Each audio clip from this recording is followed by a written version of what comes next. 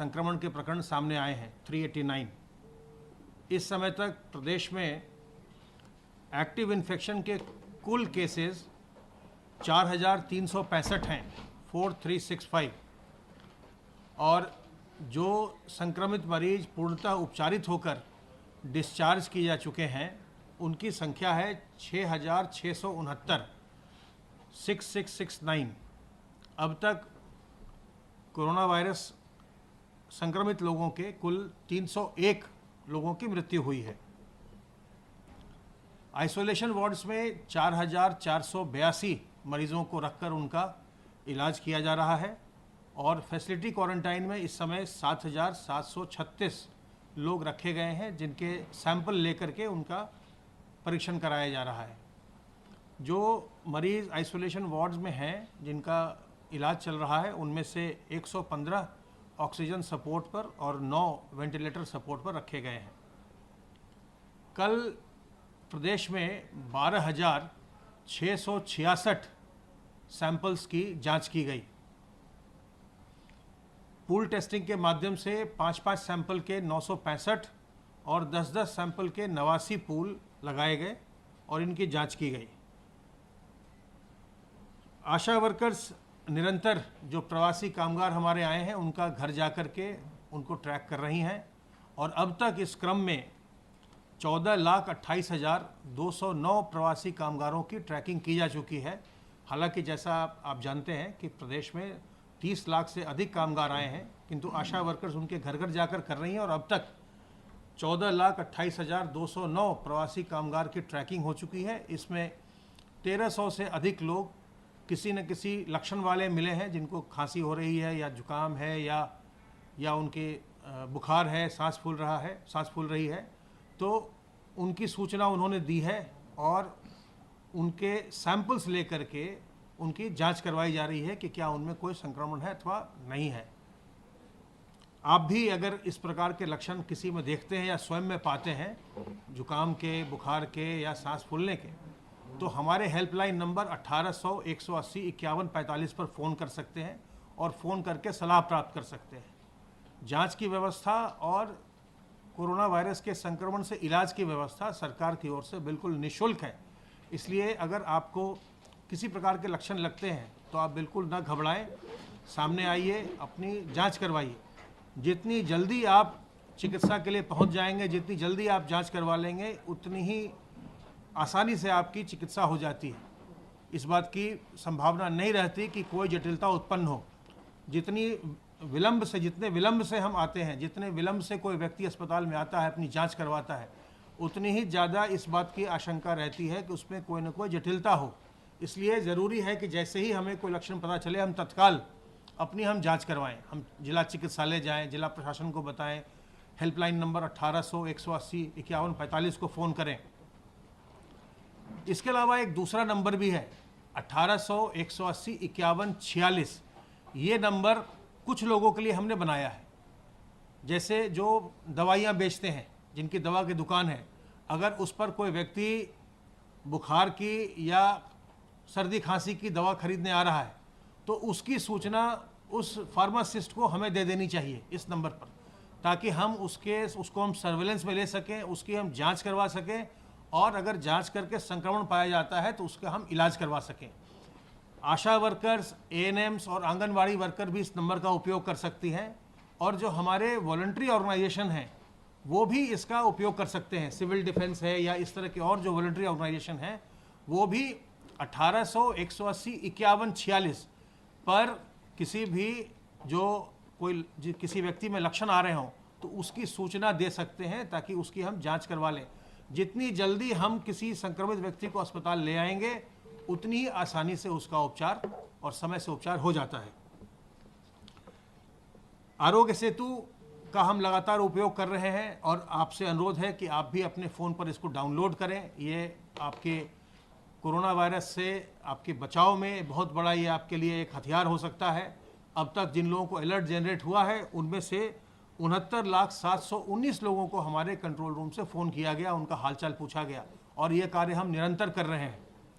Surveillance के अंतर्गत अब तक 16,017 इलाकों में, जिसमें 4,839 हॉटस्पॉट के इलाके और 11,179 नॉन हॉटस्पॉट के इलाके हैं, उनमें हमने सर्वेलेंस का कार्य किया है।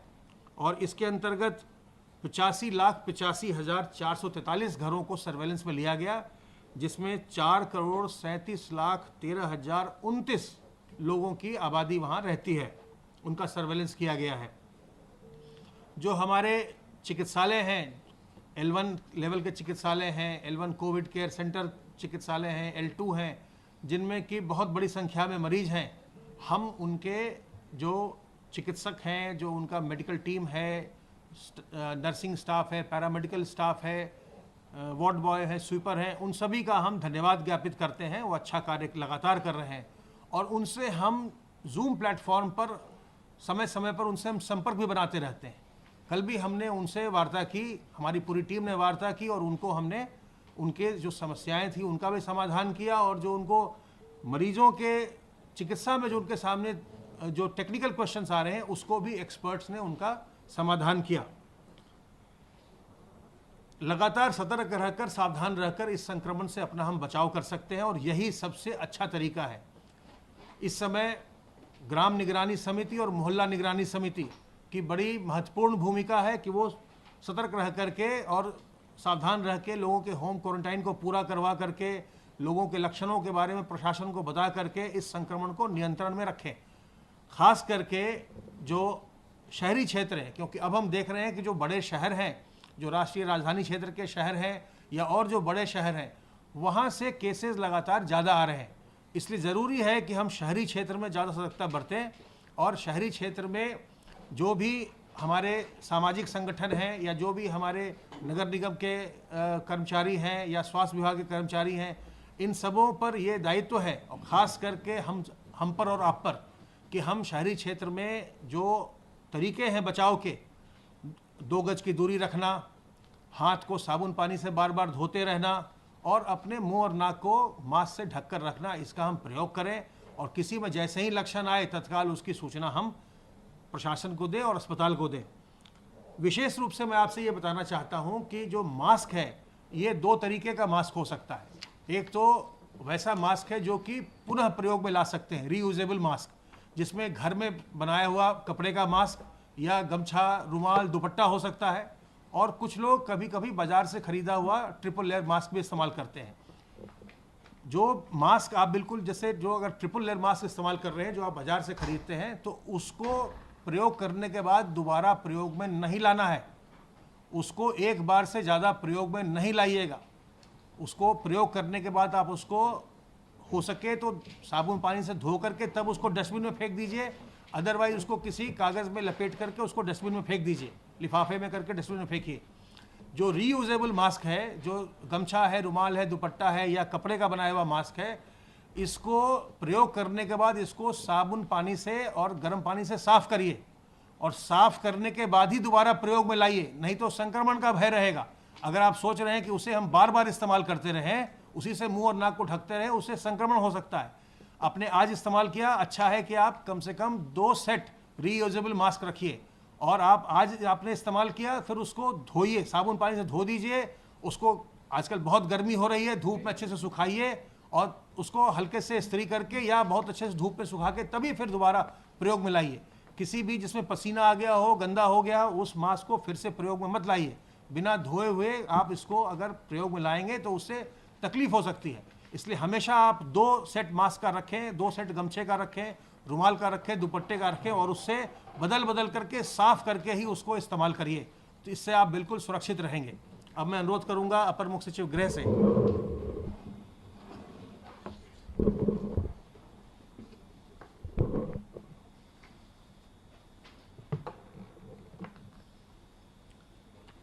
माननीय मुख्यमंत्री जी ने आज टीम 11 की बैठक में यह कहा कि जनसंख्या की दृष्टि से देश जो है का सबसे बड़ा विशाल राज्य उत्तर प्रदेश है। 23 करोड़ से ज़्यादा लोग यहाँ निवास करते हैं।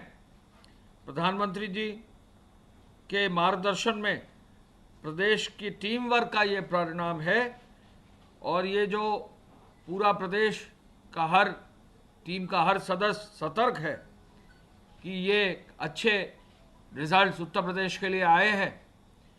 उनका आज टीम 11 के समक्ष ये बिंदु था कि अगर हम जरा भी कहीं लापरवाही करेंगे तो ये खतरनाक हमारे प्रदेश के लिए हो सकता है। उन्होंने कहा कोविड-19 के प्रकोप को नियंत्रित करने के लिए चिकित्सा व्यवस्था को और मजबूत और सुदृढ़ करना होगा। गरीब और जो कमज़ोर वर्ग है उसको कहीं ना कहीं प्रबंध के बेहतर नतीजे देने ही होंगे। पिछले 2 दिनों के दौरान माननीय मुख्यमंत्री जी स्वयं ही जमीनी जो है कार्य देखने के लिए बस्ती गए, बस्ती में अस्पताल का निरीक्षण किया, बस्ती में अधिकारियों के साथ जो है समीक्षा की और माननीय जनप्रतिनिधियों के साथ भी उनका इंटरैक्शन हुआ। फिर वो गोरखपुर गए, गोरखपुर में भी इसी रूप में जो है उन्होंने भ्रमण किया और अगले दिन आजमगढ़ में भी जो है अस्पताल का भ्रमण और समीक्षा और जनप्रतिनिधियों के साथ वार्ता करके वाराणसी खुद गए और काशी विश्वनाथ क्षेत्र का भी कार्यों का भी जायजा लिया। माननीय मुख्यमंत्री जी ने कहा आज कि जो 4 मंडलों का उनका दौरा हुआ है उससे वो निश्चय ही उनको ये लगा कि जमीन पर काम हो रहा है, बेहतर नतीजे मिल रहे हैं और काफ़ी मदद लोगों को मिली है। संक्रमण को रोकने के लिए, नियंत्रित करने के लिए पूरी सावधानी बरतना फिर भी हर व्यक्ति को आवश्यक है और ऐसे में समुचित उपचार की व्यवस्था इसका की है, इसका सबसे महत्वपूर्ण बिंदु है। मुख्यमंत्री जी ने कहा कि लॉकडाउन के दौरान सभी जो कदम उठाए गए हैं उनका सकारात्मक प्रभाव हुआ है। राज्य सरकार कार्यों के परिणाम स्वरूप जनता का प्रदेश सरकार पर भरोसा और सुदृढ़ हुआ है। जरूरतमंदों को रोजगार से जोड़ा गया है और विश्वास और पुख्ता हुआ है कि राज्य सरकार हर व्यक्ति के हित के लिए आवश्यक कदम उठा रही है। उन्होंने कहा सभी स्ट्रीट वेंडरों के लिए भरण पोषण की योजना बहुत जल्दी लागू होगी। प्रदेश में जो भी स्ट्रीट वेंडर हैं, जो पटरी व्यवसायी हैं, वो तुरंत अपने जो भी नगर निगम है, अपनी अर्बन बॉडी हैं, जो भी वहाँ पर संस्थाएं हैं उनमें संपर्क करें और निश्चय ही जो नई स्कीम लॉन्च होने वाली है उसमें भागीदार बने। मुख्यमंत्री जी ने कहा कि लोगों को रोजगार दिलाने के लिए जो आदरणीय प्रधानमंत्री जी का आर्थिक पैकेज है उसका पूरा लाभ लेने के लिए प्रदेश में गंभीरता से काम करना होगा। सरकार पटरी दुकानदारों को तो ऋण और सब्सिडी देगी ही देगी, डिजिटल पेमेंट को भी प्रोत्साहित करेगी जिससे सभी लोगों में बचत करने की एक भावना बढ़े। कारपेंटर हो, सैलून हो, सभी श्रेणी के लोगों को और ऋण दिलाया जाए, कार्य योजना इसकी बनाई जाए। प्रदेश में संक्रमण कम है, यह स्थिति के लिए अवसर भी है। प्रदेश में कम संक्रमण से अवसर यह है कि श्रमिकों को और अधिक रोजगार देते हुए, स्ट्रीट वेंडरों को कार्य देते हुए, एमएसएमई को आगे बढ़ाते हुए, बड़े उद्योगों में रोजगार को और फलने फूलने का मौका देते हुए एक बृहद और व्यापक कार्यक्रम तैयार किया जा रहा है। कृषि और संबंधित क्षेत्र, एमएसएमई सेक्टर से जुड़े बड़े उद्योग रोजगार के लिए अपना सर्वे पूरा कर रहे हैं और कोशिश ये कर रहे हैं कि रोजगार ऐसा मिले जो कम से कम न्यूनतम 6 माह का हो। इस संबंध में एक सॉफ्टवेयर भी विकसित किया गया है जिसके माध्यम से ये जानकारी ली जा रही है कि कौन व्यक्ति किस रोजगार से कैसे जुड़ेगा। कोविड चिकित्सालयों में डॉक्टरों तथा मरीजों के परिजनों के रोगियों के स्वास्थ्य के लिए, रिकवरी के लिए नियमित जानकारी दी जानी चाहिए। ये निर्देश मुख्यमंत्री जी ने दिए हैं। डॉक्टरों और नर्सिंग स्टाफ को नियमित राउंड लेना चाहिए। मेरे ख्याल से जो भी निरीक्षण माननीय मुख्यमंत्री जी कर रहे हैं वो मूलतः इस आधार पर कर रहे हैं कि जब भी हमारे हॉस्पिटल्स का निरीक्षण होगा तो जो है सिस्टम्स को और बेहतर किया जा सकेगा। जनपद स्तर के अधिकारियों द्वारा निरीक्षण, एडी और जॉइंट डायरेक्टर हेल्थ के स्तर के लोगों का निरीक्षण, विशेष सचिव स्तर के अधिकारियों का निरीक्षण और एक और खुद माननीय मुख्यमंत्री जी खुद चिकित्सालयों का निरीक्षण कर रहे हैं, तो इसका निश्चय ही आगे प्रभाव पड़ेगा और क्वालिटी ऑफ सर्विस में तो बेहतरी आएगी। उन्होंने निर्देश दिया कि डॉक्टर्स और नर्सिंग स्टाफ को जहां एक और राउंड लें, ऑक्सीजन और वेंटिलेटर सपोर्ट के लिए विशेष रूप से मरीजों का ध्यान दिया जाए। जनपदों में वेंटिलेटर क्रियाशील हो, जहां नहीं क्रियाशील है उनको तत्काल क्रियाशील किया जाए। और जो ट्रूनेट मशीनें दी गई हैं जिससे चेक होता है कि क्या किसी व्यक्ति को कोविड है या नहीं है, उनको भी और अधिक आगे बढ़ाया जाए और निजी अस्पतालों में भी उनको आगे ले जाया जाए। नई टेस्टिंग लैब के संचालन की कार्रवाई अब की जा रही है और जब तक कोई नई दवा या वैक्सीन नहीं आ जाती है तब तक इस कोविड से बचने के लिए, इस खतरे से बचने के लिए केवल इसका जो है उपचार जब तक नहीं आ जाता है तो इसका एक ही उपचार है कि हम संक्रमण से अपने आप को बचाएं। सर्वेलेंस सिस्टम को आगे बढ़ाना, सुदृढ़ करना, मरीज को समय से इलाज पहुंचाना, ये बहुत महत्वपूर्ण है। पूरे प्रदेश में अपील की जाती है, कोई भी मरीज यदि है तो उनके जो भी परिवारजन हैं, जो भी लोग हैं, तत्काल उनको हॉस्पिटल ले जाएं। जितनी जल्दी मरीज अस्पताल पहुंचेगा उसके फेटेलिटी के चांसेस कम होंगे, उसको तत्कालिक चिकित्सकीय सहायता दी जा सकेगी, हम जान बचाने में सफल हो सकेंगे। माननीय मुख्यमंत्री जी ने कहा कि इस हमारे मजबूत सर्वेलेंस सिस्टम को और मजबूत कर रहे हैं जिससे कि हमारी डेथ रेट में और गिरावट आ सके। डेथ रेट हमारे प्रदेश का सबसे न्यूनतम स्तर पर है। डेथ रेट हमारे प्रदेश का पूरे देश में आबादी के दर से सबसे न्यूनतम स्तरों में से है, तो इसको और अधिक कम करने की आवश्यकता है। इस पूरे कोविड के अभियान में सबसे मूल मंत्र यह है कि हम किसी को भी किसी भी रूप में मेडिकली जो है फिट करें और कोई भी आदमी ऐसा ना हो कि उसकी किसी कारण से मृत्यु हो जाए। माननीय मुख्यमंत्री जी ने पुलिस को विशेष रूप से आदेश दिया है कि वो नियमित पेट्रोलिंग करें। मास्क का इस्तेमाल अभी भी कहीं कहीं देखा जा रहा है कि कुछ लोग मास्क नहीं पहन रहे हैं। हमारी सबकी हिदायत है, अपील है, निर्देश है कि मास्क अवश्य पहने। अगर कोई भी बिना मास्क के पकड़ा जाएगा तो कार्रवाई तो होगी, लेकिन इससे अंततोगत्वा आपको ही नुकसान होगा। आपकी सुरक्षा सर्वोपरि है, यह आपको स्वयं समझना होगा। आज तक कुल 1642 ट्रेनें हमारे प्रदेश में आ चुकी हैं। लगभग 22,17,000 से 18,000 लोग ट्रेनों से हमारे यहाँ आ चुके हैं। ट्रेनों का सिलसिला अब जो है 2 या 3 ट्रेन तक आ गया है, लेकिन अभी जल्दी ही, जैसा कल मैंने बताया था, हम लोग हमारे प्रदेश में जो भट्टा श्रमिक हैं उनको जल्दी ही अन्य प्रदेशों में, छत्तीसगढ़ में, उड़ीसा में और झारखंड में जल्दी भेजने की व्यवस्था सुनिश्चित करेंगे। जैसा कि हम पहले ही बता चुके हैं, गोरखपुर जैसे जनपद में 278 ट्रेनें आ चुकी हैं। 3.5 लाख से अधिक लोग आए हैं। भारत सरकार की जो योजना है आत्मनिर्भर अभियान, उसमें हमारे प्रदेश सरकार के 30 जनपदों को चुना गया है, जिनमें जो है बृहद रूप से बड़ी योजना है, जिसमें बृहद रूप से जो भी योजना केंद्र की हैं उनको व्यापक रूप से चलाने का निर्देश है। प्रयास हमारे प्रदेश में है, माननीय मुख्यमंत्री जी का मार्गदर्शन है कि इन सभी जनपदों में जहां इस रूप से बृहद कार्य होना है वहां मजबूती से कार्य किया जाए, जिससे हर प्रत्येक श्रमिक और कामगार को योजनाओं का लाभ दिया जा सके। अब तक गृह विभाग की FIR 63,445 हो चुकी हैं। अब तक 53,161 वाहन सीज हो चुके हैं। अब तक 27 करोड़ 11 लाख रुपया वसूल हो चुका है। अब 2,91,000 वाहनों को परमिट जारी कर दिया है आवश्यक सेवाओं के लिए, और कालाबाजारी में 691 FIR दर्ज कर दी गई हैं। फेक न्यूज़ पर टॉलरेंस 0 रखा है। आज 9 जून को 9 मामले फेक न्यूज़ के संज्ञानित किए गए हैं, जिसमें 5 ट्विटर और 4 फेसबुक के हैं। अब काफ़ी संख्या में फेक न्यूज़ पर भी कार्रवाई की जा रही है।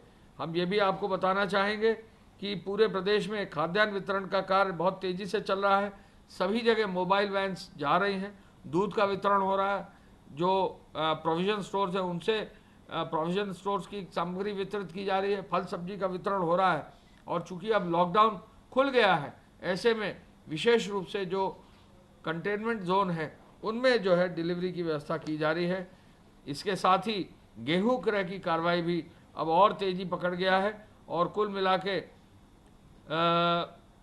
करीब 364 लाख क्विंटल गेहूं मंडियों के माध्यम से और न्यूनतम समर्थन मूल्य पर गेहूं क्रय केंद्रों के माध्यम से क्रय कर लिया गया है।